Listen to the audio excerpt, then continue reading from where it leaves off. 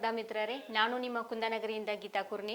ನಿಮ್ಮ ಯಶಸ್ಸೇ ನಮ್ಮ ಟಾರ್ಗೆಟ್ ಅಂತ ನಿಮ್ಮ ಯಶಸ್ಸಿಗಾಗಿ ಸದಾ ತರಾತುರಿಯಿಂದ ತಯಾರು ನಡೆಸ್ತಿರುವಂತಹ ರಾಜ್ಯದ ಪ್ರತಿಷ್ಠಿತ ಕೋಚಿಂಗ್ ಸೆಂಟರ್ಗಳಲ್ಲಿ ಒಂದಾದ ಟಾರ್ಗೆಟ್ ಕೋಚಿಂಗ್ ಸೆಂಟರ್ ಬೆಳಗಾವಿ ಇವರಿಂದ ರಾಜ್ಯದ ಸಮಸ್ತ ಸ್ಪರ್ಧಾ ಮಿತ್ರರಿಗೂ ಕೂಡ ಒಂದು ಆತ್ಮೀಯ ಸ್ವಾಗತವನ್ನು ಕೋರ್ತಾ ಇವತ್ತಿನ ತರಗತಿಯನ್ನು ಪ್ರಾರಂಭಿಸೋಣ. ಇವತ್ತಿನ ಈ ತರಗತಿಯಲ್ಲಿ ಕರ್ನಾಟಕ ಇತಿಹಾಸಕ್ಕೆ ಸಂಬಂಧಪಟ್ಟಂತೆ ಒಂದಷ್ಟು ಪ್ರಶ್ನೆಗಳನ್ನು ವಿವರವಾಗಿ ಇವತ್ತು ನೋಡೋಣ. ಬನ್ನಿ ಹಾಗಾದರೆ ಇವತ್ತಿನ ತರಗತಿಯಲ್ಲಿರುವಂತಹ ಪ್ರಶ್ನೆಗಳು ಯಾವುದೋ ಅನ್ನೋದು ನೋಡೋಣ. ಈಗ ಮೊದಲನೇ ಪ್ರಶ್ನೆ, ಬಾದಾಮಿ ಚಾಲುಕ್ಯರ ರಾಜವಂಶವನ್ನು ಯಾರು ಸ್ಥಾಪನೆ ಮಾಡಿದರು ಅನ್ನುವಂಥದ್ದು ಪ್ರಶ್ನೆ ಇದೆ. ಆಯ್ಕೆಗಳು ಹೀಗಿದೆ: ಪುಲಕೇಶಿ ಒಂದನೇ ಪುಲಕೇಶಿ, ಬಿ ಎರಡನೇ ಪುಲಕೇಶಿ, ಸಿ ವಿಕ್ರಮಾದಿತ್ಯ ಡಿ ಒಂದನೇ ಕೀರ್ತಿವರ್ಮನ್ ಅನ್ನುವಂತಹ ಒಂದು ಆಯ್ಕೆಗಳು ಇದಾವೆ ಅಲ್ಲಿ. ಹಾಗಾದರೆ ಇದಕ್ಕೆ ಸರಿಯಾದ ಉತ್ತರ ಯಾವುದಪ್ಪ ಅಂದರೆ ಒಂದನೇ ಪುಲಕೇಶಿ. ಹಾಗಾದರೆ ಈ ಒಂದು ಆಯ್ಕೆಗಳಿಗೆ ಎಲ್ಲ ಆಯ್ಕೆಗಳಿಗೆ ಒಂದಷ್ಟು ವಿವರಣೆಗಳನ್ನು ಈ ರೀತಿಯಾಗಿ ನೋಡೋಣ. ಈಗ ಒಂದನೇ ಪುಲಕೇಶಿಯು ಏನಾಗ್ತದಂದ್ರೆ, ಒಂದನೇ ಪುಲಕೇಶಿಯು ಕದಂಬ ಸಾಮ್ರಾಜ್ಯವನ್ನು 540ರಲ್ಲಿ ಪತನ ಮಾಡಿ ಈ ಒಂದು ಬಾದಾಮಿ ಚಾಲುಕ್ಯರ ಒಂದು ಸಾಮ್ರಾಜ್ಯವನ್ನು ನಿರ್ಮಾಣ ಮಾಡ್ತಾರೆ. 543ರಲ್ಲಿ ಬಾದಾಮಿಯಲ್ಲಿ ಒಂದು ಕೋಟೆಯನ್ನು ಕಟ್ಟಿ ಆ ಒಂದು ಬಾದಾಮಿಯನ್ನು ತನ್ನ ರಾಜಧಾನಿಯನ್ನಾಗಿ ಮಾಡಿಕೊಂಡವ್ರು ಯಾರಪ್ಪ ಅಂದ್ರೆ ಈ ಒಂದನೇ ಪುಲಕೇಶಿ ಅಂತ ಹೇಳ್ಬೋದು. ಅದೇ ರೀತಿಯಾಗಿ ಎರಡನೇ ಪುಲಕೇಶಿಯು ಇದಾದ ನಂತರ ಮುಂದೆ ಬರುವಂತಹ ಒಬ್ಬ ರಾಜ ಈ ಒಂದು ಬಾದಾಮಿ ಚಾಲುಕ್ಯರ ಕಾಲವನ್ನು ಒಂದು ಉತ್ತುಂಗಕ್ಕೆ ಏರಿಸಿದಂತಹ ಒಂದು ಆಡಳಿತದ ಉತ್ತುಂಗವಾದ ಶಿಖರವನ್ನು ಮುಟ್ಟಿದಂತಹ ಕೀರ್ತಿ ಯಾರಿಗೆ ಸಲ್ತದಂದ್ರೆ ಈ ಒಬ್ಬ ಎರಡನೇ ಪುಲಕೇಶಿಗೆ ಸಲ್ತದ. ಅದೇ ರೀತಿಯಾಗಿ ಬರೋ ಇನ್ನೊಬ್ಬ ರಾಜ ಯಾರಂದ್ರೆ ಒಂದನೇ ವಿಕ್ರಮಾದಿತ್ಯ. ಈ ವಿಕ್ರಮಾದಿತ್ಯ ಏನು ಮಾಡ್ತಾನಂದ್ರೆ ಕೈಬಿಟ್ಟು ಹೋದಂತಹ ಒಂದು ಚಾಲುಕ್ಯ ವಂಶವನ್ನು ಮರುಸ್ಥಾಪನೆ ಮಾಡುವಂತಹ ಒಂದು ಕಾರ್ಯವನ್ನು ಈ ಒಬ್ಬ ವಿಕ್ರಮಾದಿತ್ಯ ಮಾಡ್ತಾನೆ. ಆದರೆ ಇವನು ಸ್ಥಾಪಕ ಆಗಿರಲಿಲ್ಲ ಅನ್ನೋದನ್ನು ನಾವು ನೋಡ್ತೀವಿ. ಯಾಕಂದರೆ ಇವರಾದ ನಂತರ ಬರುವಂತಹ ಒಬ್ಬ ರಾಜ ವಿಕ್ರಮಾದಿತ್ಯ. ಕೊನೆಯದಾಗಿ ಬರೋರ ಯಾರಪ್ಪ ಅಂದ್ರೆ ಕೀರ್ತಿವರ್ಮ, ಒಂದನೇ ಕೀರ್ತಿವರ್ಮ. ಇವನು ಯಾರಾಗಿರ್ತಾರಪ್ಪ ಅಂದ್ರೆ ಒಂದನೇ ಪುಲಕೇಶಿಯ ಮಗ ಒಂದನೇ ಕೀರ್ತಿವರ್ಮ ಆಗಿರ್ತಾನ. ಇವನು ರಾಜವಂಶವನ್ನ ಮುಂದುವರಿಸುವಂತಹ ಒಂದು ಕೆಲಸ ಮಾಡ್ತಾನಷ್ಟೇ, ಆದ್ರೆ ಅದರ ಸ್ಥಾಪನೆಯನ್ನ ಮಾಡುವಂತ ಕೆಲಸ ಮಾಡಂಗಿಲ್ಲ. ಸ್ಥಾಪನೆ ಮಾಡ್ತಾರೆ ಯಾರಪ್ಪ ಅಂದ್ರೆ ಒಂದನೇ ಪುಲಕೇಶಿ. ಆದ್ದರಿಂದ ಸರಿಯಾದ ಉತ್ತರ ಯಾವ್ದಪ್ಪ ಅಂದ್ರೆ ಇಲ್ಲಿ ಒಂದನೇ ಪುಲಕೇಶಿ. ಈಗ ಎರಡನೇ ಪ್ರಶ್ನೆ ಹೀಗಿದೆ: ಬಾದಾಮಿ ಚಾಲುಕ್ಯರ ರಾಜಧಾನಿ ಯಾವುದಾಗಿತ್ತು ಅನ್ನೋಂಥದ್ದು ಒಂದು ಪ್ರಶ್ನೆ. ಹೌದಾ? ಹಾಗಾದ್ರೆ ನೋಡ್ರಿ ಆಯ್ಕೆಗಳು: A Badami, B Aihole, C Pattadakal, D Vijayapura. ಹಾಗಾದ್ರೆ ಈ ಆಯ್ಕೆಗಳಿಗೆ ಸಂಬಂಧಪಟ್ಟಂತೆ ಒಂದಷ್ಟು ವಿವರಣೆಗಳನ್ನ ನೋಡೋಣ. ಈಗ ಇದಕ್ಕೆ ಸರಿಯಾದ ಉತ್ತರ ಯಾವ್ದಪ್ಪ ಅಂದ್ರೆ ಬಾದಾಮಿ.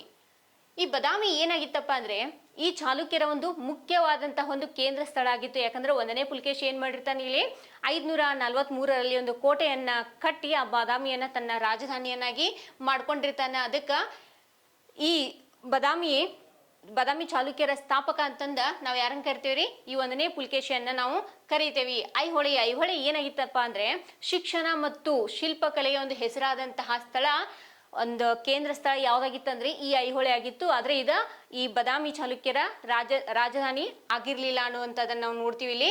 ಮೂರನೇದಾಗಿ ಬರುವುದು ಪಟ್ಟದಕಲ್ಲು. ಈ ಪಟ್ಟದಕಲ್ಲು ಏನಾಗಿತ್ತಪ್ಪ ಅಂದ್ರೆ ಒಂದು ದೇವಾಲಯಗಳಿಗೆ ಪ್ರಸಿದ್ಧವಾದಂತಹ ಸ್ಥಳವಾಗಿತ್ತು. ಯಾವ ದೇವಾಲಯಗಳಿಗೆ ಅಂದ್ರೆ ಚಾಲುಕ್ಯರಿಗೆ ಸಂಬಂಧಪಟ್ಟಂತಹ ಒಂದಷ್ಟು ದೇವಾಲಯಗಳಿಗೆ ಈ ಒಂದು ಪಟ್ಟದಕಲ್ಲು ಪ್ರಸಿದ್ಧಿಯಾಗಿತ್ತು. ಆದ್ರೆ ಇದು ಕೂಡ ಇದರ ರಾಜಧಾನಿ ಆಗಿರ್ಲಿಲ್ಲ.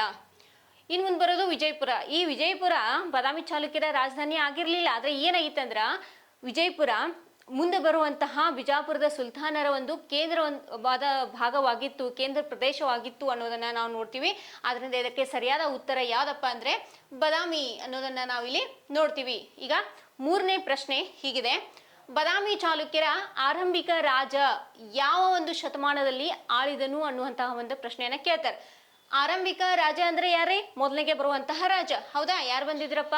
ಒಂದನೇ ಪುಲಕೇಶಿ ಆರಂಭಿಕ ರಾಜ ಒಂದನೇ ಪುಲಕೇಶಿ. ಯಾಕಂದ್ರೆ ಸ್ಥಾಪನೆ ಮಾಡಿರ್ತಾರ ಕದಂಬ ಸಾಮ್ರಾಜ್ಯವನ್ನ ಪತನಗೊಳಿಸಿ ಬಾದಾಮಿ ಚಾಲುಕ್ಯರ ಒಂದು ಸಾಮ್ರಾಜ್ಯವನ್ನ ಸ್ಥಾಪನೆ ಮಾಡಿರ್ತಾರ ಒಂದನೇ ಪುಲಕೇಶಿ. ಹಾಗಾದ್ರೆ ಯಾವ ಒಂದು ಶತಮಾನದಲ್ಲಿ ಅವರ ಆಳ್ವಿಕೆ ನಡೆಸಿದ್ರು ಅನ್ನುವಂಥದ್ದು ಇಲ್ಲಿ ಪ್ರಶ್ನೆ. ನೋಡ್ರಿ, 5ನೇ ಶತಮಾನ ಅಂದ್ರೆ ಏನ್ರಿ?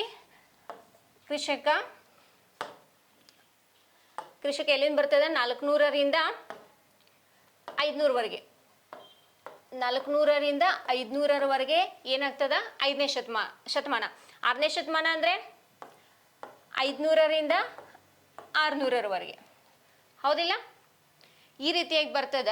ಆದ್ರಿಂದ ಯಾವ ಶತಮಾನದಲ್ಲಿ ಆರಂಭಿಕ ರಾಜ ಆಳಿದನು ಅಂತ ಕೇಳ್ತಾರ. ಮೊದಲೇ ಆಯ್ಕೆ ಯಾವ್ದಿದೆ ಅಂದ್ರೆ 5ನೇ ಶತಮಾನ. 5ನೇ ಶತಮಾನ ಏನಾಗಿತ್ತಪ್ಪ ಅಂದ್ರ ಅಲ್ಲಿ ಬಾದಾಮಿ ಚಾಲುಕ್ಯರ ಉದಯ ಇನ್ನೂ ಆಗಿರ್ಲಿಲ್ಲ. ಯಾವ ರಾಜ ಕೂಡ ಆ 5ನೇ ಶತಮಾನದಲ್ಲಿ ಇನ್ನೂ ಬೆಳಕಿಗೆ ಬಂದಿರ್ಲಿಲ್ಲ ಅನ್ನೋದನ್ನ ನೋಡ್ತೀವಿ ನಾವು. ಇನ್ನು ಬರೋದು 6ನೇ ಶತಮಾನ. ಈ 6ನೇ ಶತಮಾನದಲ್ಲಿ 1ನೇ ಪುಲಕೇಶಿ ಏನ್ ಮಾಡ್ತಾನಂದ್ರ 540ರಲ್ಲಿ ಕದಂಬ ಸಾಮ್ರಾಜ್ಯವನ್ನ ಪತನಗೊಳಿಸಿರ್ತಾನ. 543ರಲ್ಲಿ ಬಾದಾಮಿಯಲ್ಲಿ ಕೋಟೆಯನ್ನ ಕಟ್ಟಿ ಆ ಬಾದಾಮಿಯನ್ನ ತನ್ನ ರಾಜಧಾನಿಯನ್ನಾಗಿ ಮಾಡಿಕೊಂಡು ಆ ಒಂದು ರಾಜವಂಶವನ್ನ ಸ್ಥಾಪನೆ ಮಾಡುವಂತಹ ಕೆಲಸ ಯಾರು ಮಾಡಿರ್ತಾರೆ? 1ನೇ ಪುಲಕೇಶಿ. ಆದ್ದರಿಂದ ಈ 6ನೇ ಶತಮಾನ ಸರಿಯಾದ ಉತ್ತರ ಅಂತ ನಾವು ಹೇಳ್ಬೋದು.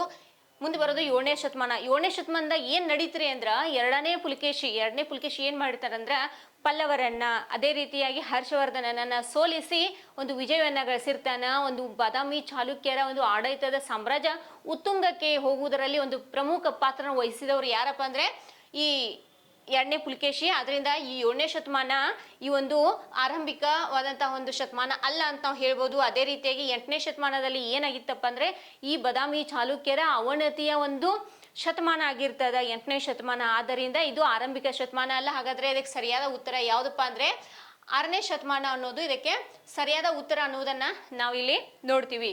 ಹಾಗಾದ್ರೆ ಈಗ 4ನೇ ಪ್ರಶ್ನೆ ಹೀಗಿದೆ: ಬಾದಾಮಿ ಚಾಲುಕ್ಯರ ಪ್ರಸಿದ್ಧರಾದಂತಹ ರಾಜ ಯಾರು ಅಂತ ಕೇಳಿದಾರೆ. ಹೌದಾ? ಈ ಒಂದು ರಾಜವಂಶಗಳಲ್ಲಿ ಎಷ್ಟೋ ರಾಜರು ಬಂದು ಹೋಗ್ತಾರೆ, ಎಷ್ಟೋ ರಾಜರ ಆಳ್ವಿಕೆಯನ್ನ ಮಾಡ್ತಾರೆ. ಆದ್ರ ನಾವ್ ಏನ್ ನೋಡ್ತೀವಿ ಅಂದ್ರ ಅಲ್ಲಿ ಮೇನ್ ಬರೋರು ಯಾರಂದ್ರ ಸ್ಥಾಪನೆ ಮಾಡಿದಂತ ರಾಜ ಯಾರು, ಪ್ರಮುಖವಾದಂತ ರಾಜ ಯಾರ, ಅಥವಾ ನಿಜವಾದ ಸ್ಥಾಪಕ ಆದಂತಹ ರಾಜ ಯಾರು, ಇಂಥವುಗಳನ್ನ ನಾವು ಏನ್ ಮಾಡ್ಬೇಕಂದ್ರ ಪ್ರಮುಖವಾಗಿ ನೋಡ್ಬೇಕಾಗ್ತದ. ಹಂಗ ಈ ಒಂದು ಬಾದಾಮಿ ಚಾಲುಕ್ಯರೊಳಗ ಯಾರು ಪ್ರಸಿದ್ಧರಾಗಿದ್ರು ಅನ್ನೋದನ್ನ ನೋಡ್ತಾರ. ಹಂಗ ನೋಡಿದಾಗ ಆಪ್ಷನ್ಸ್ ನೋಡ್ರಿ: 1ನೇ ಪುಲಕೇಶಿ, 2ನೇ ಪುಲಕೇಶಿ, ವಿಕ್ರಮಾದಿತ್ಯ 2, ಕೀರ್ತಿವರ್ಮನ್ 1 ಅಂತ ಆಪ್ಷನ್ ಕೊಟ್ಟಿದಾರ.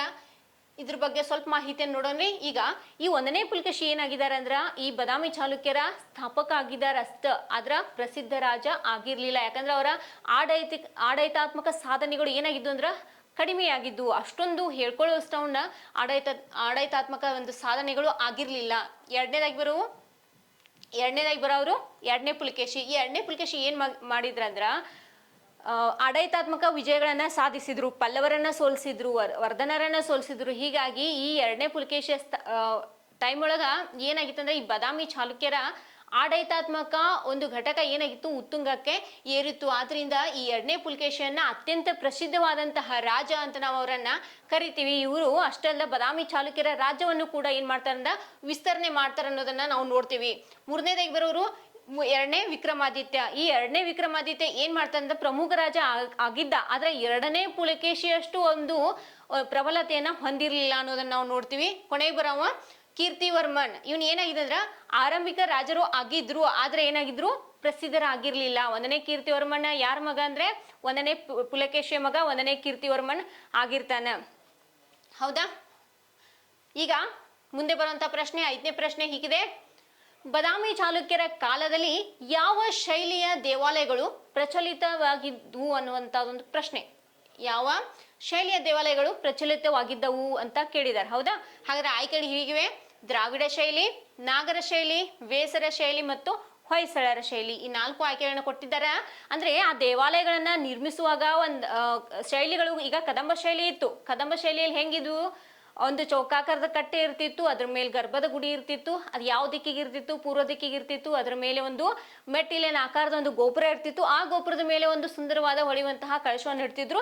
ಇದೊಂದು ಯಾವ ಶೈಲಿಪ ಅಂದ್ರೆ ಕದಂಬ ಶೈಲಿ. ಹಿಂಗ ಅವ್ರದವ್ರದೇ ಶೈಲಿ ಒಳಗ ಅವ್ರವ್ರದೇ ಆದಂತಹ ಒಂದು ದೇವಾಲಯಗಳನ್ನ ಅವರ ನಿರ್ಮಾಣ ಮಾಡ್ತಾ ಇದ್ರು ಅನ್ನೋದನ್ನ ನಾವು ನೋಡ್ತೀವಿ. ಹಂಗ ಇವು ಅಂದ್ರೆ ಬಾದಾಮಿ ಚಾಲುಕ್ಯರ ಕಾಲದೊಳಗ ಇವ್ರು ಹೆಂಗ ಸ್ಥಾಪನೆ ದೇವಾಲಯಗಳನ್ನ ಯಾವ ರೀತಿಯಾಗಿ ಯಾವ ಶೈಲಿಯಲ್ಲಿ ಒಂದು ನಿರ್ಮಾಣ ಮಾಡ್ತಿದ್ರು ಅನ್ನೋದನ್ನ ಪ್ರಶ್ನೆ ಕೇಳಿದಾರ. ಹಾಗಾದ್ರ ನೋಡ್ರಿ, ಮೊದಲನೇದಾಗಿ ದ್ರಾವಿಡ ಶೈಲಿ. ಈ ದ್ರಾವಿಡ ಶೈಲಿ ಎಲ್ಲಿತ್ತಪ್ಪ ಅಂದ್ರ ದಕ್ಷಿಣ ಭಾಗದಲ್ಲಿ, ಭಾರತದ ದಕ್ಷಿಣ ಭಾಗದಲ್ಲಿ ಇತ್ತು. ಇದು ಚೋಳರಲ್ಲಿ ಮತ್ತು ಪಲ್ಲವರಲ್ಲಿ ಮಾತ್ರ ಇತ್ತು. ಆದರೆ ಬಾದಾಮಿ ಚಾಲುಕ್ಯರಲ್ಲಿ ಈ ಒಂದು ದ್ರಾವಿಡ ಶೈಲಿ ಬಳಕೆಗೆ ಬಂದಿರಲಿಲ್ಲ ಅನ್ನೋದನ್ನ ನಾವು ನೋಡ್ಬೋದು. ಎರಡನೇದಾಗಿ ಬರೋದು ನಾಗರ ಶೈಲಿ. ಈ ನಾಗರ ಶೈಲಿ ಎಲ್ಲಿತ್ತಪ್ಪ ಅಂದ್ರೆ ಭಾರತದ ಉತ್ತರ ಭಾಗದಲ್ಲಿ ಮಾತ್ರ ಬಳಕೆಯಲ್ಲಿತ್ತು. ಆದ್ರ ಈ ಒಂದು ಬಾದಾಮಿ ಚಾಲುಕ್ಯರ ಕಾಲದಲ್ಲಿ ನಾಗರ ಶೈಲಿ ಆಗ್ಲಿ ಅಥವಾ ದ್ರಾವಿಡ ಶೈಲಿಯನ್ನಾಗ್ಲಿ ಅವ್ರು ಏನ್ ಮಾಡ್ತಿದ್ರು, ಬಳಕೆ ಮಾಡ್ತಾ ಇರ್ಲಿಲ್ಲ. ಹಂಗಾರೆ ಯಾವ ಶೈಲಿಯನ್ನ ಬಳಕೆ ಮಾಡ್ತಿದ್ರಪ್ಪ ಅಂತಂದ್ರ ಇಲ್ಲಿದೆ ನೋಡ್ರಿ: ವೇಸರ ಶೈಲಿ. ಹಾಗಾದ್ರೆ ಈ ವೇಸರ ಶೈಲಿ ಅಂದ್ರೆ ಏನ ಅಂದ್ರ ದ್ರಾವಿಡ ಶೈಲಿ ಎಲ್ಲಿತ್ತು? ದಕ್ಷಿಣ ಭಾರತದ ದ್ರಾವಿಡ ಶೈಲಿ, ಉತ್ತರ ಭಾರತದ ನಾಗರ ಶೈಲಿ, ಇವೆರಡನ್ನೂ ಕೂಡಿಸಿದಾಗ ಬರೋದ ಒಂದು ಹೊಸ ಒಂದು ಶೈಲಿ ಯಾವ್ದಂದ್ರ ವೇಸರ ಶೈಲಿ. ಅದನ್ನ ಕಂಡು ಹಿಡಿದು ಆ ಒಂದು ವೇಸರ ಶೈಲಿ ಒಳಗೆ ಏನ್ ಮಾಡ್ತಿದ್ರಂದ್ರ ಐಹೊಳೆ, ಪಟ್ಟದಕಲ್ಲು ಮತ್ತು ಬದಾಮಿಗಳಲ್ಲಿ ಒಂದಷ್ಟು ದೇವಾಲಯಗಳನ್ನ ಏನ್ ಮಾಡ್ತಿದ್ರು ಇವರು ತಮ್ಮ ಒಂದು ಶೈಲಿ ಒಳಗ ಕಟ್ಟಿಸ್ತಿದ್ರು ಅಥವಾ ನಿರ್ಮಿಸ್ತಿದ್ರು ಅನ್ನೋದನ್ನ ನಾವು ನೋಡಬಹುದು. ಈ ವೇಸರ ಶೈಲಿಯನ್ನ ಅಭಿವೃದ್ಧಿ ಪಡಿಸಿದವರೇ ಯಾರಪ್ಪ ಅಂದ್ರೆ ಈ ಬದಾಮಿಯ ಚಾಲುಕ್ಯರು ಅನ್ನೋದನ್ನ ನೋಡ್ತೀವಿ. ಕೊನೆ ಬರೋದು ಯಾವ್ದಂದ್ರೆ ಹೊಯ್ಸಳರ ಶೈಲಿ. ಈ ಹೊಯ್ಸಳರ ಶೈಲಿ ಹೇಗೆ ಎಲ್ಲಿತ್ತಪ್ಪ ಅಂದ್ರೆ ಚಾಲುಕ್ಯರ ಕಾಲದಲ್ಲಿ ಹೊಯ್ಸಳ ಶೈಲಿ ಇರಲಿಲ್ಲ. ಇದಾದ ನಂತರ ಬರುವಂತಹ ಒಂದು ಹೊಯ್ಸಳರ ರಾಜವಂಶದಲ್ಲಿ ಹೊಯ್ಸಳರ ಶೈಲಿಯನ್ನ ನಾವು ನೋಡಬಹುದು. ಅವಾಗ ಇದು ಉದಯಿಸ್ತು ಅಂತ ಹೇಳ್ಬಹುದು. ಅದೇ ರೀತಿಯಾಗಿ ಮುಂದೆ ಬರುವಂತ ಪ್ರಶ್ನೆ, 6ನೇ ಪ್ರಶ್ನೆ ಯಾವ್ದಪ್ಪ ಅಂದ್ರೆ ಬದಾಮಿ ಚಾಲುಕ್ಯರ ರಾಜವಂಶವು ಯಾವ ಶತಮಾನದಲ್ಲಿ ಪತನ ಆಯಿತು, ಯಾವ ಒಂದು ಶತಮಾನದಲ್ಲಿ ಕೊನೆಗೊಂಡಿತು ಅನ್ನುವಂತ ಒಂದು ಪ್ರಶ್ನೆಯನ್ನು ಕೇಳಿದ್ದಾರೆ. ನೋಡ್ರಿ ಹಂಗಾದ್ರೆ ಆಯ್ಕೆ ಏನಿದೆ? 6ನೇ ಶತಮಾನ, 7ನೇ ಶತಮಾನ, 8ನೇ ಶತಮಾನ ಮತ್ತು 9ನೇ ಶತಮಾನ. 4 ಶತಮಾನಗಳನ್ನು ಕೊಟ್ಟಿದ್ದಾರೆ. ಈ ಯಾವ ಶತಮಾನದಲ್ಲಿ ಇದು ಪತನಗೊಂಡಿತು ಅನ್ನುವಂತಹ ಒಂದು ಪ್ರಶ್ನೆ ಕೇಳಿದಾರ. ಮೊದಲನೇದಾಗಿ 6ನೇ ಶತಮಾನ. ಈ 6ನೇ ಶತಮಾನದಾಗ ಏನಾಗಿತ್ತಪ್ಪ ಅಂದ್ರ ಅವ್ರ ಕೊನೆ ಹಂತದ ಅಥವಾ ಕೊನೆಯ ಭಾಗ ಆಗಿರ್ಲಿಲ್ಲ. 6ನೇ ಶತಮಾನ ಅವರು ಪ್ರಾರಂಭದ ಭಾಗವಾಗಿತ್ತು. 6ನೇ ಶತಮಾನದಾಗ ಏನಾಗಿತ್ತು? 543ರಲ್ಲಿ ಅದನ್ನ ಬಾದಾಮಿಯನ್ನ ತನ್ನ ರಾಜಧಾನಿಯನ್ನಾಗಿ ಮಾಡಿಕೊಂಡ 1ನೇ ಪುಲಕೇಶಿ ತಾನೇ ಬಾದಾಮಿ ಚಾಲುಕ್ಯರ ಒಂದು ವಂಶವನ್ನ ಬೆಳೆಸ್ತಾ ಇದ್ರು, ಬೆಳಕಿಗೆ ತಂದಿರಿದ್ರು ಅಥವಾ ಪ್ರಾರಂಭದಲ್ಲಿ ಇತ್ತು ಅನ್ನೋದನ್ನ ನಾವು ನೋಡ್ತೀವಿ. ಅದೇ ರೀತಿಯಾಗಿ ಮುಂದೆ ಬರೋದು ಯಾವ್ದಂದ್ರೆ 7ನೇ ಶತಮಾನ. 7ನೇ ಶತಮಾನದಾಗ ಏನಾಯ್ತಂದ್ರೆ 7ನೇ ಶತಮಾನದಾಗ ಈ ಬಾದಾಮಿ ಚಾಲುಕ್ಯರ ಒಂದು ಆಡಳಿತ ಉತ್ತುಂಗದ ಪರಿಸ್ಥಿತಿಯಲ್ಲಿತ್ತು, ಉತ್ತುಂಗದ ರೀತಿಯಲ್ಲಿತ್ತು. ಇಲ್ಲಿ 2ನೇ ಪುಲಕೇಶಿ ಅಂತಹ ಒಬ್ಬ ಪ್ರಸಿದ್ಧವಾದಂತಹ ಒಂದು ಅರಸರು ಆಳ್ವಿಕೆ ಮಾಡ್ತಿದ್ರು. ಪಲ್ಲವರನ್ನ ಸೋಲಿಸಿದ್ರು, ವರ್ಧನರನ್ನ ಸೋಲಿಸಿ ತಮ್ಮ ರಾಜ್ಯವನ್ನ ವಿಸ್ತರಣೆ ಮಾಡಿಕೊಂಡು ಈ ಒಂದು ಆಡಳಿತವನ್ನ ಉತ್ತುಂಗಕ್ಕೆ ಏರಿಸಿದ್ರು. ಅದಕ್ಕೆ 7ನೇ ಶತಮಾನ ಈ ಒಂದು ಬಾದಾಮಿ ಚಾಲುಕ್ಯರ ಉತ್ತುಂಗದ ಶತಮಾನದ ಕಾಲ ಅಂತ ನಾವು ಅದನ್ನ ಕರಿತೀವಿ. ಅದೇ ರೀತಿ ಮುಂದೆ ಬರೋದು 8ನೇ ಶತಮಾನ. ಈ 8ನೇ ಶತಮಾನದಲ್ಲಿ ಏನಾಯ್ತಪ್ಪ ಅಂದ್ರೆ 2ನೇ ಕೀರ್ತಿವರ್ಮನನ್ನ ರಾಷ್ಟ್ರಕೂಟರ ದೊರೆಯಾದಂತಹ ದಂತಿದುರ್ಗ ಇವನು ಈ ಒಂದು ಬಾದಾಮಿ ಚಾಲುಕ್ಯರ ಸಾಮ್ರಾಜ್ಯವನ್ನ ಪತನಗೊಳಿಸಿ ತಮ್ಮ ಒಂದು ರಾಜ್ಯವನ್ನ ಸೃಷ್ಟಿಸಿಕೊಳ್ಳುವಲ್ಲಿ ಜಯಶಾಲಿಗಳಾಗ್ತಾರ. ಅದಕ್ಕಾಗಿ ನಾವು ಏನ್ ಹೇಳ್ತೀವಿ ಅಂದ್ರ ಈ ಒಂದು 8ನೇ ಶತಮಾನವನ್ನ ಬಾದಾಮಿ ಚಾಲುಕ್ಯರ ಒಂದು ಪತನದ ಒಂದು ಕಾಲ ಅಂತಂದದನ್ನ ಕರಿತೀವಿ. ಹಾಗಾದ್ರೆ 9ನೇ ಶತಮಾನ ಏನ್ರಿ? 9ನೇ ಶತಮಾನದಾಗ ಬಾದಾಮಿ ಚಾಲುಕ್ಯರ ಯಾವ ಒಂದು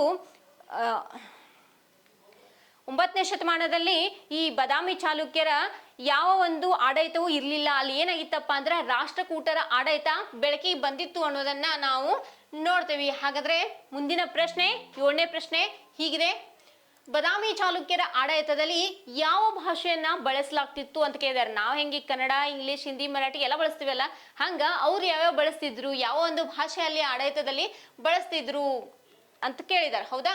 ಹಾಗಾದ್ರೆ ಆಯ್ಕೆಗಳು ಹೀಗಿದಾವೆ: 1 ಸಂಸ್ಕೃತ, 2 ಕನ್ನಡ, 3ನೇದು ಏನ್ ಕೊಟ್ಟಾರಂದ್ರೆ ಕನ್ನಡ ಮತ್ತು ಸಂಸ್ಕೃತ ಎರಡನ್ನೂ ಬಳಸ್ತಿದ್ರು ಅಂತ ಹೇಳಿದಾರೆ. 4ನೇದಾಗಿ ಹೇಳಿದರು ತಮಿಳು ಅಂತ ಹೇಳಿದಾರೆ. ಹೌದಾ? ಹಾಗಾದ್ರೆ ಸರಿಯಾದ ಉತ್ತರ ಯಾವ್ದನ್ನೋದನ್ನ ನೋಡೋಣ. ಈ ಸಂಸ್ಕೃತವನ್ನ ಚಾಲುಕ್ಯರ ಶಾಸನಗಳಲ್ಲಿ ಔಪಚಾರಿಕವಾಗಿ ಮಾತ್ರ ಬಳಸ್ತಾ ಇದ್ರು. ಹೌದಾ? ಅವರ ದೈನಂದಿನ ಆಡಳಿತದ ಭಾಷೆಯಾಗಿ ದೈನಂದಿನ ಭಾಷೆಯಲ್ಲಿ ಸಂಸ್ಕೃತವನ್ನ ಬಳಸ್ತಾ ಇರ್ಲಿಲ್ಲ. ಅದನ್ನ ಬಿಟ್ಟು ಬೇರೆನೂ ಬಳಸ್ತಿದ್ರು ಅನ್ನೋದನ್ನ ನಾವು ನೋಡ್ತೀವಿ. ಹಾಗಾದ್ರೆ ಯಾವ್ದು ಬಳಸ್ತಿದ್ರಪ್ಪ? ಇಲ್ಲ ಐತ್ ನೋಡ್ರಿ ನಮ್ಮ ಕನ್ನಡ. ಹೌದಾ?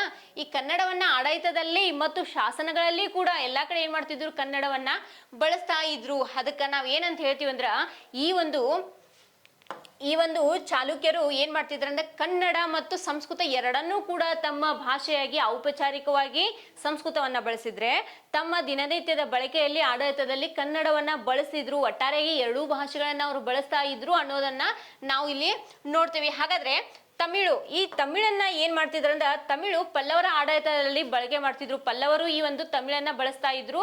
ಆದ್ರ ಈ ಬಾದಾಮಿ ಚಾಲುಕ್ಯರಲ್ಲಿ ಈ ತಮಿಳು ಭಾಷೆ ಆಡಳಿತದಲ್ಲಿ ಇರ್ಲಿಲ್ಲ ಅನ್ನೋದನ್ನ ನಾವು ಕಾಣಬಹುದು. ಹಾಗಾದ್ರೆ ಆಪ್ಷನ್ಸ್ ಹಿಂಗ ಬರ್ತಾವ ನೋಡ್ರಿ: ಸಂಸ್ಕೃತ, ಕನ್ನಡ ಎರಡು ಮತ್ತು ತಮಿಳು ಹಾಕ್ಬಾರ್ದು. ಮತ್ತ ಹೌದಿಲ್ಲ? ನೆನ್ಪಿಟ್ಕೋಬೇಕಾ?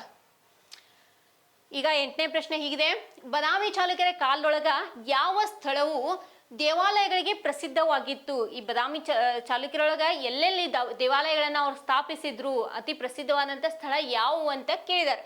ನಿಮ್ಮ ಆಯ್ಕೆಗಳು ಹಿಂಗಿದಾವ್ ನೋಡ್ರಿ, Badami, B Aihole, C Pattadakal, D ಎಲ್ಲವು. ಈ ಬಾದಾಮಿ, ಐಹೊಳೆ, ಪಟ್ಟದಕಲ್ಲು ಎಲ್ಲವು ಅಂತ ಕೊಟ್ಟಿದಾರ. ಹಂಗಾದ್ರೆ ಅದನ್ನ ನೋಡ್ರ ಏನ್ ಅನಿಸ್ತದಂದ್ರ, ಹೌದ್ಲ ಎಲ್ಲಾ ಕಡೆನೂ ನೀವು ನೋಡಿರ್ತೀರಿ ದೇವಾಲಯಗಳು ಕಾಣ್ತಾವು, ಹೌದಾ ಇಲ್ಲ? ಹಾಗಾರ ಈ ಒಂದು ಯಾವ್ಯಾವ ಪ್ರದೇಶದೊಳಗೆ ಏನೇನು ಮಹತ್ವವನ್ನು ಪಡೆದಿದ್ದು ಅಂತ ನೋಡೋಣ. ಈ ಬಾದಾಮಿ ಒಳಗೆ ಏನಿದ್ದಪ್ಪ ಅಂದ್ರ ಪ್ರಸಿದ್ಧವಾದಂತಹ ಗುಹಾ ದೇವಾಲಯಗೆ ಪ್ರಸಿದ್ಧವಾಗಿತ್ತು ಈ ಬಾದಾಮಿ, ಹೌದಾ? ಅದರಿಂದ ಬಾದಾಮಿಯೊಳಗೂ ಈ ಆಪ್ಷನ್ಸ್ ನಮ್ಗೆ ಏನ್ ಅನಿಸ್ತೈತಿ, ಸರಿ ಅನಿಸ್ತೈತಿ. ಯಾಕಂದ್ರ ಗುಹಾ ದೇವಾಲಯಗಳಿದ್ದು, ಹೌದಾ ಇಲ್ಲ? ಅದೇ ರೀತಿಯಾಗಿ ಐಹೊಳೆ ನೋಡ್ರಿ, ಐಹೊಳೆ ಕೂಡ ಒಂದು ಪ್ರಸಿದ್ಧವಾದ ಸ್ಥಳ. ಯಾಕಂದ್ರ ಒಂದು 100ಕ್ಕೂ ಹೆಚ್ಚಾದಂತಹ ಒಂದು ದೇವಾಲಯಗಳು ಎಲ್ಲಿ ಕಂಡು ಬರ್ತಾವಂದ್ರ ಈ ಐಹೊಳೆ ಒಳಗ ನಾವು ಅದನ್ನ ನೋಡ್ಬೋದು. ಐಹೊಳೆ ಒಳಗೆ ಕಂಡು ಬರ್ತಾವು. ಇವು ಇದು ಐಹೊಳೆ ಏನಾಗಿತ್ರಿ, ದೇವಾಲಯಗಳಿಗೆ ಪ್ರಸಿದ್ಧವಾದಂತಹ ಒಂದು ಸ್ಥಳ ಆಗೈತಿ. ಅದೇ ರೀತಿಯಾಗಿ ಪಟ್ಟದಕಲ್ಲು, ಈ ಪಟ್ಟದಕಲ್ಲು ಏನಾಗಿತ್ತು ಅಂದ್ರ ಯುನೆಸ್ಕೋ ಪರಂಪರೆಯ ಪಟ್ಟಿಗೆ ಸೇರಿದಂತಹ ಒಂದು ಪ್ರದೇಶ ಈ ಒಂದು ಪಟ್ಟದಕಲ್ಲು. ಇಲ್ಲಿ ಮತ್ತೇನು ಕಾಣ್ಬೋದಪ್ಪ ಅಂದ್ರ ವೇಸರ ಶೈಲಿಯಲ್ಲಿ ನಿರ್ಮಾಣವಾದಂತಹ ದೇವಾಲಯಗಳನ್ನ ನಾವು ಎಲ್ಲಿ ಕಾಣಬಹುದು ಅಂದ್ರ ಈ ಪಟ್ಟದಕಲ್ಲಿನಲ್ಲಿ ಕಾಣ್ಬೋದು. ಇದಕ್ಕ ನಾವ್ ಏನ್ ಹೇಳ್ಬೋದಂದ್ರ ಐಹೊಳೆ, ಬಾದಾಮಿ, ಪಟ್ಟದಕಲ್ಲು ಈ ಮೂರೂ ಕೂಡ ಏನಾಗಿದ್ದಪ್ಪ ಅಂದ್ರ ಈ ಒಂದು ಬಾದಾಮಿ ಚಾಲುಕ್ಯರ ದೇವಾಲಯಗಳಿಗೆ ಪ್ರಸಿದ್ಧವಾಗಿದ್ದವು ಅಂತ ನಾವು ಹೇಳ್ಬೋದು. ಇದಕ್ಕೆ ಸರಿಯಾದ ಉತ್ತರ ಯಾವುದಂದ್ರೆ ಆಪ್ಷನ್ ಡಿ ಎಲ್ಲವು.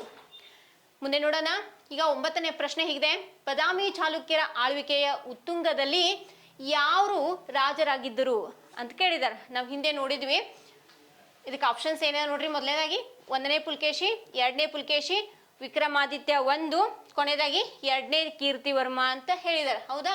ಹಾಗಾದ್ರೆ ಇದಕ್ಕೆ ಸರಿಯಾದ ಉತ್ತರ ಯಾವ್ದನ್ನೋದನ್ನ ವಿವರಣೆ ಸಕಟವಾಗಿ ನೋಡೋಣ. ನೋಡ್ರಿ, 1ನೇ ಪುಲಕೇಶಿ ಏನಾಗಿರ್ತಾನ, ಆಗ್ಲೇ ಹೇಳಿದಂತೆ ಒಂದು ಉತ್ತುಂಗದ ರಾಜ ಆಗಿರಂಗಿಲ್ಲ. ಈ ಒಂದು ಬಾದಾಮಿ ಚಾಲುಕ್ಯರ ಆಡಳಿತನ ಉತ್ತುಂಗಕ್ಕೆ ಒಯ್ಯಂಗಿಲ್ಲ. ಏನ್ ಮಾಡ್ತಾನ, ಬಾದಾಮಿ ಚಾಲುಕ್ಯರ ಒಂದು ಸಾಮ್ರಾಜ್ಯಕ್ಕೆ ಅಡಿಪಾಯವನ್ನ ಹಾಕ್ತಾನ, ಅಡಿಗಲನ್ನ ಹಾಕ್ತಾನ, ಪ್ರಾರಂಭಿಸ್ತಾನ. ಬಾದಾಮಿಯಲ್ಲಿ ಕೋಟೆಯನ್ನ ಕಟ್ತಾನ, ಅದನ್ನ ರಾಜಧಾನಿಯನ್ನಾಗಿ ಮಾಡ್ಕೊಳ್ತಾನ, ಹೌದಾ ಅಲ್ಲ? ಅದಕ್ಕಾಗಿ ಈ ಒಂದು 1ನೇ ಪುಲಕೇಶಿನ ನಾವ ಆರಂಭಿಕ ರಾಜ ಅಂತೀವ ಅಷ್ಟೇ. ಆದ್ರೆ ಏನ್ ಅನ್ನಂಗಿಲ್ಲ, ಉತ್ತುಂಗಕ್ಕ ಈ ಸಾಮ್ರಾಜ್ಯದ ಉತ್ತುಂಗಕ್ಕ ಓದಂತಹ ಒಬ್ಬ ರಾಜ ಅಂತ ಅನ್ನಂಗಿಲ್ಲ. ಹಾಗಾದ್ರೆ 2ನೇ ಆಪ್ಷನ್ ಏನಿದೆ ರೀ, 2ನೇ ಪುಲಕೇಶಿ.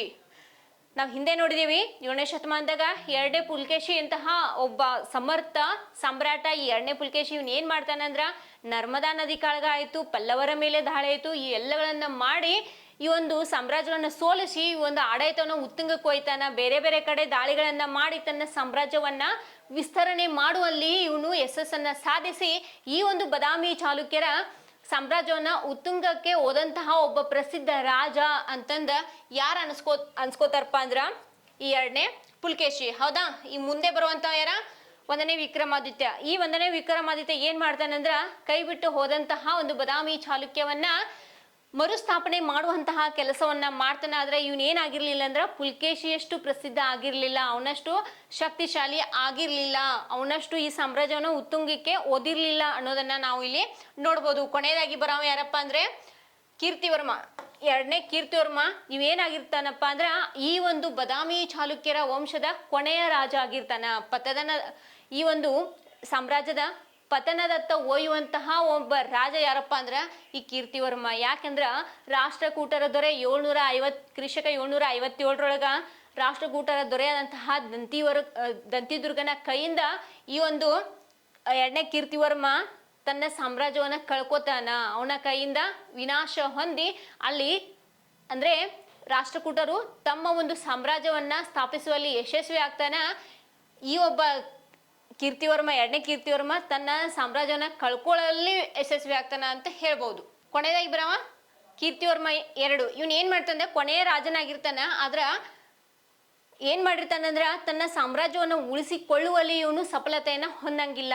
ಈ ಒಂದು ಸಾಮ್ರಾಜ್ಯವನ್ನ ರಾಷ್ಟ್ರಕೂಟರ ದೊರೆಯಾದಂತಹ 757 ಕ್ರಿಸ್ತಕ 757 ದಂತಿದುರ್ಗ ಎಂಬ ರಾಜ ಏನ್ ಮಾಡ್ತಾನಂದ್ರೆ ಈ 2ನೇ ಕೀರ್ತಿವರ್ಮನ ಮೇಲೆ ದಾಳಿ ಮಾಡಿ ಈ ಒಂದು ಬಾದಾಮಿ ಚಾಲುಕ್ಯರ ವಂಶವನ್ನ ನಿರ್ವಂಶ ಮಾಡ್ತಾನ, ಪತನವನ್ನ ಮಾಡ್ತಾನ. ಅದ್ರ ಮೇಲೆ ಅವ್ರು ಏನ್ ಮಾಡ್ತಾರ, ತಮ್ಮ ರಾಷ್ಟ್ರಕೂಟರ ಸಾಮ್ರಾಜ್ಯವನ್ನ ಕಟ್ಟಿಕೊಳ್ಳುವಲ್ಲಿ ಸಫಲತೆಯನ್ನ ಹೊಂಟಾರ ಅನ್ನೋದನ್ನ ನಾವು ನೋಡ್ಬೋದು. ಆದ್ದರಿಂದ ಈ ಒಂದು 2ನೇ ಕೀರ್ತಿವರ್ಮ ಅನ್ನುವಂತ ಆಪ್ಷನ್ಸ್ ಏನಾಗಿರ್ತೈತಿ, ತಪ್ಪಾಗಿರ್ತೈತಿ. ಆದ್ರಿಂದ ಇದಕ್ಕೆ ಸರಿಯಾದ ಉತ್ತರ ಯಾವ್ದಪ್ಪ ಅಂದ್ರೆ ಎರಡನೇ ಪುಲಕೇಶಿ. ಹೌದಾ? ಈಗ ಕೊನೆಯ ಒಂದು ಪ್ರಶ್ನೆಯನ್ನು ನೋಡೋಣ. 10ನೇ ಪ್ರಶ್ನೆ, ಬಾದಾಮಿ ಚಾಲುಕ್ಯರ ಕಾಲದಲ್ಲಿ ಯಾವ ರೀತಿಯ ಶಿಲ್ಪಕಲೆಯು ವಿಕಸನಗೊಂಡಿತ್ತು? ಯಾವ ರೀತಿಯ ಶಿಲ್ಪಕಲೆ ವಿಕಾಸ ಹೊಂದಿತ್ತು, ಎಂತ ಒಂದು ಪ್ರಕಾರದಾಗಿತ್ತು ಅಂತ ಕೇಳಿದಾರೆ. ಹೌದಾ? ಆಪ್ಷನ್ ಸಿಗಿದೆ. ಎ ಗುಹಾ ಶಿಲ್ಪಕಲೆ, ಮರದ ಶಿಲ್ಪಕಲೆ, ಸಿ ಲೋಹದ ಶಿಲ್ಪಕಲೆ, ಡಿ ಮಣ್ಣಿನ ಶಿಲ್ಪಕಲೆ. ಇವೆಲ್ಲಾ ತರ ಶಿಲ್ಪಕಲೆಗಳನ್ನ ನಾವು ಕಾಣ್ಬೋದು. ಆದ್ರ ಈ ಬಾದಾಮಿ ಚಾಲುಕ್ಯರ ಕಾಲದೊಳಗೆ ಯಾವುದು ಒಂದು ಪ್ರಚಲಿತದಲ್ಲಿತ್ತು ಅನ್ನೋದನ್ನ ಕೇಳ್ತಾರ. ಹಾಗಾದ್ರ ಇದಕ್ಕೆ ವಿವರಣೆಯನ್ನ ನೋಡೋಣ. ಈ ಗುಹಾ ಶಿಲ್ಪಕಲೆ, ಈ ಬಾದಾಮಿ ಚಾಲುಕ್ಯರಲ್ಲಿ ಬಂಡೆಗಳನ್ನ ಕೊರೆದು ಈ ಗುಹಾ ಶಿಲ್ಪಕಲೆಯನ್ನ ಅಥವಾ ಮೂರ್ತಿಗಳನ್ನ ಕೆತ್ತುವಲ್ಲಿ, ಗುಹೆಗಳನ್ನ ಒಂದು ನಿರ್ಮಾಣ ಮಾಡುವಲ್ಲಿ ಎತ್ತಿದ ಕೈ ಯಾರಪ್ಪ ಅಂದ್ರೆ ಈ ಬಾದಾಮಿ ಚಾಲುಕ್ಯರದು. ಆದ್ರಿಂದ ಇಲ್ಲಿ ಏನ್ ಕಂಡು ಬರ್ತಿತ್ತಪ್ಪ ಅಂದ್ರೆ ಗುಹಾ ದೇವಾಲಯಗಳಲ್ಲಿ ಈ ಬಂಡೆಗಳನ್ನ ಉಪಯೋಗಿಸ್ಕೊಂಡು ಕೊರೆದಂತಹ ಶಿಲ್ಪಗಳನ್ನ ರಚಿಸಲಾಗ್ತಿತ್ತು. ಆದ್ರಿಂದ ಇದಕ್ಕ ಗುಹಾ ಶಿಲ್ಪಕಲೆ ಅನ್ನೋದು ಸರಿಯಾದ ಉತ್ತರ ಅಂತ ನಮ್ಗೆ ಅನಿಸ್ತದ್ರಿ. ಮುಂದೆ ನೋಡೋಣ ಮುಂದಿನ ವಿವರಣೆ. ಮರದ ಶಿಲ್ಪಕಲೆ, ಚಾಲುಕ್ಯರ ಕಾಲದೊಳಗೆ ಏನಾಗಿತ್ತು ಅಂದ್ರೆ ಮರದ ಶಿಲ್ಪಕಲೆಗಳು ಇರ್ಲಿಲ್ಲ, ಬೆಳಕಿಗೆ ಬಂದಿರ್ಲಿಲ್ಲ ಅನ್ನೋದನ್ನ ನಾವು ಕಾಣ್ಬೋದು. ಯಾಕಂದ್ರೆ ಎಲ್ಲ ಯಾವ ಶಾಸನಗಳಲ್ಲಿ ಆಗ್ಲಿ ಎಲ್ಲೂ ಆಗ್ಲಿ ಅದ್ರ ಬಗ್ಗೆ ಒಂದು ಉಲ್ಲೇಖನ ಇಲ್ಲ ಅಂತ ನೋಡ್ಬೋದು. ಇನ್ನ ಲೋಹದ ಶಿಲ್ಪಕಲೆ ಕೂಡ ಏನಾಗಿರ್ಲಿಲ್ಲ, ಈ ಒಂದು ಬಾದಾಮಿ ಚಾಲುಕ್ಯರ ಕಾಲದಲ್ಲಿ ಪ್ರಚಲಿತದಲ್ಲಿ ಇರ್ಲಿಲ್ಲ. ಹೌದಾ? ಹಾಗಾದ್ರೆ ಮಣ್ಣಿನ ಶಿಲ್ಪಕಲೆ ಕೂಡ ಈ ಚಾಲುಕ್ಯರ ಕಾಲದಲ್ಲಿ ಇದ್ದಂತಹ ಯಾವುದೇ ಒಂದು ಕುರುಹುಗಳಿಲ್ಲ. ಆದ್ರಿಂದ ಇವು ಯಾವೂ ಇರ್ಲಿಲ್ಲ. ಅಲ್ಲಿ ಏನಾಗಿತ್ತಪ್ಪ ಅಂದ್ರ ಒಂದು ಗುಹಾ ಶಿಲ್ಪಕಲೆ ಮಾತ್ರ ಪ್ರಚಲಿತದಲ್ಲಿ ಇತ್ತು ಅನ್ನೋದನ್ನ ನಾವು ಕಾಣ್ಬೋದು. ಆದ್ರಿಂದ ಇದಕ್ಕೆ ಸರಿಯಾದ ಉತ್ತರ ಯಾವ್ದಪ್ಪ ಅಂದ್ರೆ ಗುಹಾ ಶಿಲ್ಪಕಲೆ ಅನ್ನೋದನ್ನ ನಾವು ನೋಡ್ತೀವಿ. Thank you.